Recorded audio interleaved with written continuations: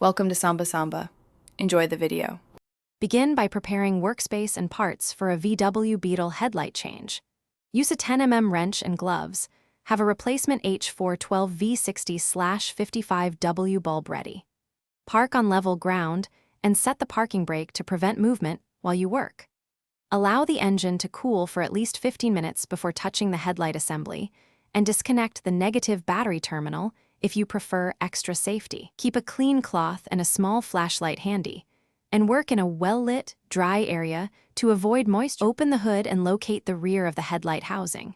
Remove the rubber dust cover and unclip the headlamp retaining spring, lifting it away carefully to free the bulb. Disconnect the electrical connector by pressing the tab and pulling straight out. Avoid wiggling the wires excessively. With hands protected, grasp the bulb base and turn the bulb counterclockwise about 1/4 turn to release it from the socket. Pull the bulb straight back to remove it, inspecting the housing for corrosion or debris and cleaning, with a dry cloth if needed. Unpack the replacement bulb and handle it carefully. Handle the new H412V60/55W bulb by the base.